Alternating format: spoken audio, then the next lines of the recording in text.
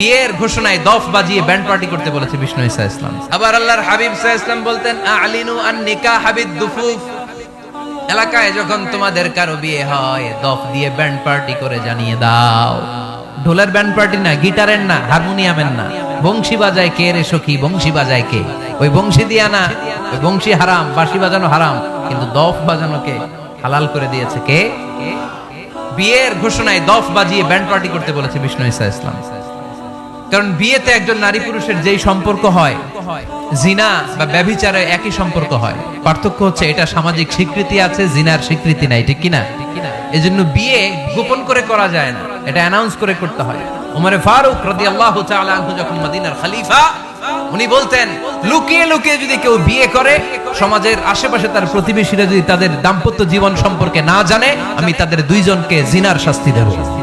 কারণ লুকিয়ে বিয়ে করা যায় না, সবাইকে জানিয়ে অ্যানাউন্স করে সবার দোয়া নিয়ে বিয়ের পিড়িতে বসতে হয়, চিল্লায় বলেন ঠিক কিনা? এজন্য ইসলাম শুধু হারাম বলে জিকির করে নাই, যেখানেই হারাম তার বিপরীতে ইসলাম হালালের বিকল্প দিয়েছে, ঠিক কিনা? এই নিয়মটা বুঝতে পারছেন? সবার কাছে ক্লিয়ার? 4 নম্বর মূলনীতি হচ্ছে ইসলাম যেই জিনিসটাকেই হারাম বলেছে তার পেছনে লজিক আছে, যুক্তি আছে, কারণ আছে। 3টা কারণ থাকার কারণে কোন বিষয়কে ইসলাম হারাম বলে। হয়তো সেটা খাবিস, অপবিত্র, যেমন পেশাব পায়খানা খাওয়া যাবে, হালাল না হারাম?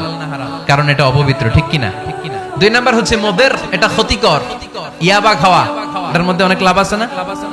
হ্যাঁ, গাঞ্জা খাওয়া, সিগারেট খাওয়া, হ্যাঁ, স্মোকিং কজেস ক্যান্সার। ধূমপানে কি হয়? কর্কট রোগ হয়।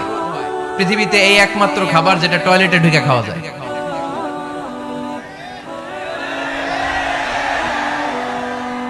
সিগারেট ছাড়া, এটা ছাড়া, এটা কোন খাবার টয়লেটে বসে খাওয়া যায়? সিগারেটই পৃথিবীর একমাত্র খাবার যেই খাবারের প্যাকেটের উপর এই খাবারের বদনাম লেখা থাকে।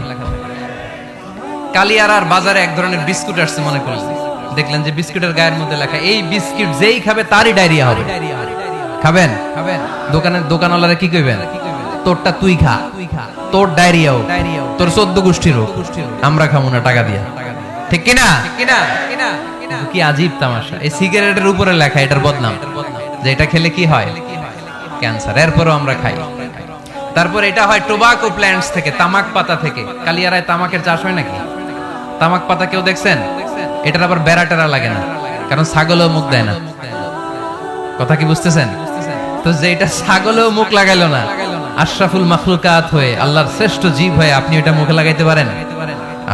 গোটা বিশ্বে এই ধূমপানের কারণে লক্ষ লক্ষ মানুষ অকাল মৃত্যুতে ঝরে পড়ছে।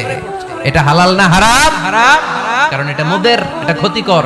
ইসলাম আমাদেরকে মূলনীতি শিখিয়েছে, লা দারারা ওয়ালা দিরার। নিজেরও ক্ষতি করতে পারবা না, অন্যেরও ক্ষতি করতে পারবা না। আইনটা কার?